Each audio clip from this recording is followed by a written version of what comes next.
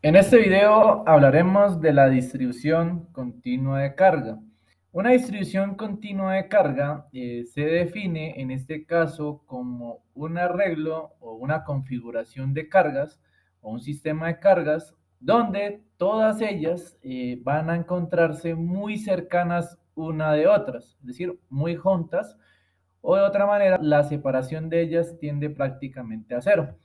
Digamos que tengo una partícula cargada y otra partícula cargadas y así muchas partículas cargadas, una junto a la otra, pues estas partículas como un todo me formarían un objeto cargado. Entonces, como aparecen muchas cargas y su separación es prácticamente cero, su efecto neto es la de un solo, en este caso, cuerpo. Y estas distribuciones continuas de carga sucede que no se pueden representar como un arreglo finito de cargas, es decir, como una cantidad pequeña de estas, por ejemplo 10 o 100, sino que por lo general están conformados por miles o millones de cargas juntas, en el cual pues es difícil o prácticamente imposible diferenciar una de la otra. A manera de ejemplo, si yo tomo la cabeza de un alfiler y lo cargo electrostáticamente, pues ese alfiler adquiriría un valor de carga, pero si yo voy a analizo cada uno de sus átomos o moléculas que lo componen, pues van a ser miles o millones, y pues sería muy difícil ver una molécula o átomo de manera individual. Entonces lo que hago es verlo como un objeto completo, el cual ha sido cargado debido a que su carga se encuentra distribuida en su interior o en su superficie. Entonces, en este caso, vemos el objeto como un único objeto, a pesar de que la carga se la esté atribuyendo o la esté generando cada una de las partículas que lo componen. Las distribuciones continuas de carga se pueden clasificar o dividir en tres tipos. Esto debido a la forma en cómo la carga se distribuye.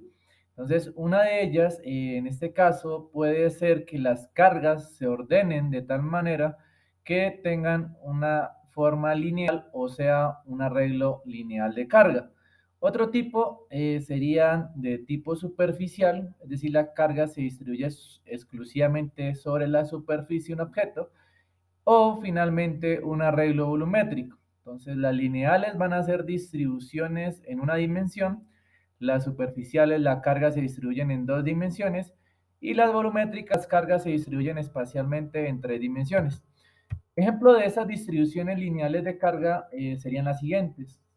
¿Cómo se distribuye la línea de carga en una barra? Entonces, si tengo una barra cuyo espesor es despreciable y las cargas se ordenan de manera lineal, pues sería un ejemplo de cómo se distribuye linealmente la carga. Una aproximación funcionaría para alambres muy delgados, donde la carga se estaría distribuyendo de manera lineal. Para distribuciones superficiales pueden ser cómo se distribuye la carga sobre la superficie de un disco. Observen que recuerden que hay dos tipos de cargas, positiva y negativa, entonces las cargas se pueden distribuir de esta manera. Y finalmente la distribución volumétrica de carga en tres dimensiones o volumétricas sería cómo se distribuye la carga en el volumen de una esfera, tanto en su superficie como en su interior. En este caso, es importante mencionar que vamos a trabajar con problemas de alta simetría y cuya carga se distribuye de manera uniforme. Es decir, que si yo tomo cualquier porción del objeto, voy a contener o encontrar la misma cantidad de carga, o en otras palabras, no van a haber regiones, un ejemplo en esta barra, que tengan una mayor cantidad de cargas y regiones donde no exista ninguna. Entonces la carga va a estar separada o distribuida de manera uniforme o simétrica. ¿Listo?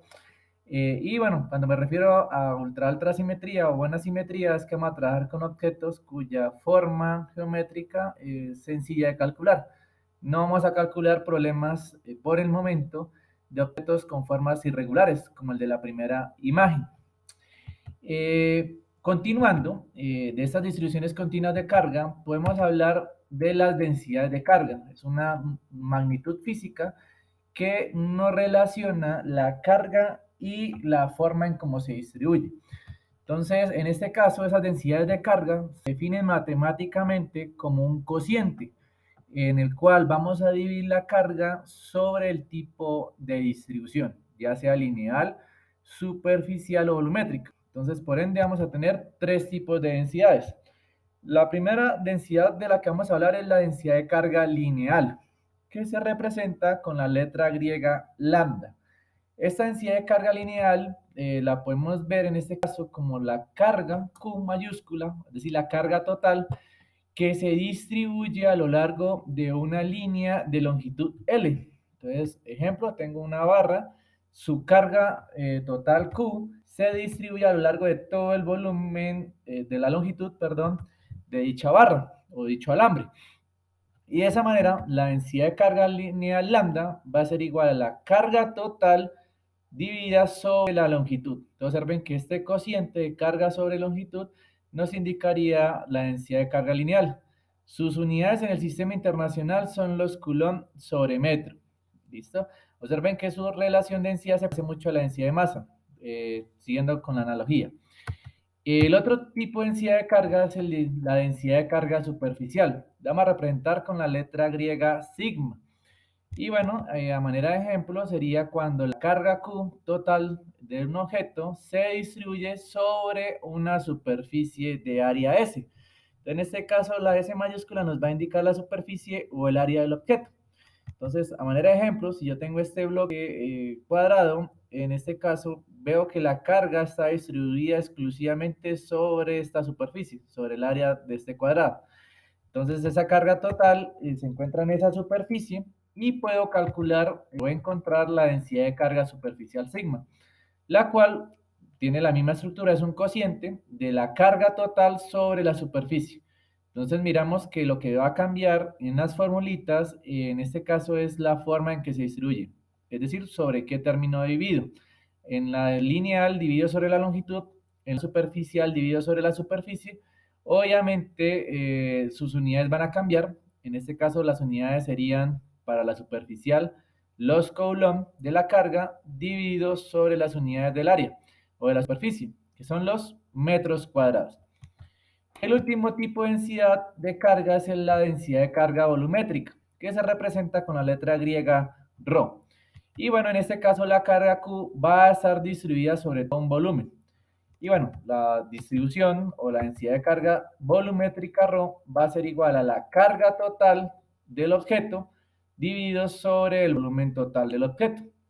En este caso nos daría las unidades en el sistema internacional de Coulomb para la carga sobre metros cúbicos para el volumen. Entonces observen la formulita, lo que cambia es el término sobre el cual divido, el cual me indica si es lineal, superficial o volumétrica. Entonces, si nos percatemos acá, debemos tener cuidado cuáles van a ser las fórmulas de longitud, cuáles van a ser las fórmulas de superficie, es decir, qué áreas vamos a trabajar, si es el área de un círculo, de una elipse, de un cuadrado, de una esfera, etcétera. Y lo mismo para el volumen, si el volumen es el de una esfera, de un elipsoide, de una pirámide, etcétera. ¿Listo? Entonces hay que recordar estas formulitas. Y bueno, ¿para qué se utiliza la densidad de carga o qué me indica? Pues me va a indicar cómo la carga se distribuye en las longitudes, en las superficies y el volumen. Y de esa manera, pues me centro más que todo en la forma espacial del objeto y no en contar cuántas carguitas se encuentran en esa región, porque sería muy tedioso. Sería muy tedioso calcular cuántas cargas se encuentran en una longitud, un ejemplo de 2 centímetros, o en un área de 2 centímetros cuadrados, sino que yo tomo esa porción y en esa porción la densidad de superficial y lambda y ρ van a ser constantes. Entonces esa es una utilidad en la cual la carga se encuentra de manera constante debido al tamaño o la forma del objeto. Entonces nos va a permitir ya volver los problemas solamente desde el punto de vista geométrico o espacial del objeto. Ya con esta información podemos encontrar cómo es el campo eléctrico para distribuciones continuas. Entonces, si yo tengo un objeto continuo y quiero calcular el campo eléctrico en P, en este caso este objeto continuo, distribución continua, va a generar un campo eléctrico alrededor. Y bueno, la idea es calcular los campos eléctricos debido a estas simetrías o distribuciones continuas. Y bueno, debo escoger un punto P. Si recordamos, para el campo eléctrico, para una sola carga puntual, tenía esta forma. Va a ser igual a la constante eléctrica por la carga sobre la separación al cuadrado y en una dirección R unitaria. Pero eso sería si fuera una sola carguita. Si yo hago el cálculo mediante el principio de superposición de campos eléctricos, debería calcular el campo eléctrico debido a cada una de las cargas. Pero si tengo 1000 o 1.000.000 o más cargas, pues sería un trabajo prácticamente imposible. Entonces, para eso vamos a tomar un pequeñito diferencial de carga. Aquí lo hice un poco grande para cuestiones de visualización. Esta porción o esta cajita, esta diferencial de carga, me agarraría un pedazo de la carga total y me generaría en el punto P un campo eléctrico debido a un diferencial. Es decir, obtengo un diferencial de campo eléctrico en dicho punto P, no el campo eléctrico total. Entonces, lo podría asumir como si fuera un pedazo de carga. Entonces, al tomar una diferencial del campo eléctrico, en este caso haciendo la analogía, el diferencial de campo eléctrico, va a ser igual a quién? A la constante eléctrica, ya no por la carga, sino por el diferencial de carga, que es el que me está generando ese campo, diferencial de campo eléctrico, sobre la separación al cuadrado. Esta separación es la separación del diferencial de carga al punto P. Pero esa distancia va a cambiar dependiendo de cada pedacito que tome.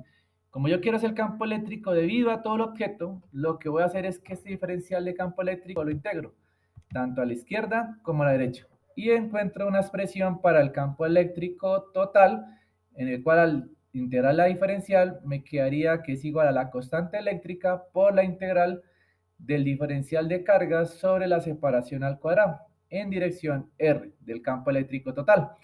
En este caso, sabemos que la constante sale de la integral debido a las propiedades de las integrales y adentro me quedaría el diferencial de cargas sobre la separación al cuadrado en dirección R. ¿Por qué no saco la separación? Porque si yo tomo un pedazo en esta región donde señalo, pues su distancia va a ser diferente a la distancia en otro punto. Entonces, en la mayoría de los problemas la separación no es constante. Y bueno, esa es la expresión para el campo eléctrico para una distribución continua de carga continua. Otra forma de escribir este campo es escribir la constante eléctrica en términos de la permitividad eléctrica al vacío. Ya sabemos que la constante eléctrica es igual a 1 sobre 4pi epsilon sub 0. Lo que hacemos es cambiar la forma de escritura de la constante eléctrica, pero son dos expresiones que significan lo mismo. Y bueno, para la magnitud, pues vendría siendo en este caso de la siguiente manera. Entonces, la magnitud del campo eléctrico, miren la notación entre barras, es igual a 1 sobre 4 pi epsilon sub 0 de la integral del diferencial de carga sobre la separación al cuadrado. Y bueno, esas serían las expresiones de cómo calcular el campo eléctrico para una distribución continua de carga a partir de su diferencial.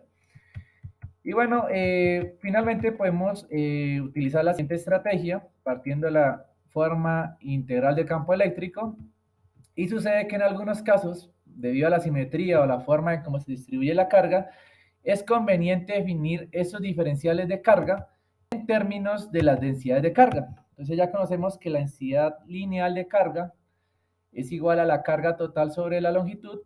Si yo tomo una porción de carga, un diferencial de carga de Q y un diferencial de longitud, sigo manteniendo la relación de lambda, es decir, un valor constante, porque tomo la misma proporción de carga sobre la misma proporción de longitud, lambda sigue siendo constante. Si yo de aquí despejo el diferencial de carga, obtendría que dQ es igual a lambda por dL.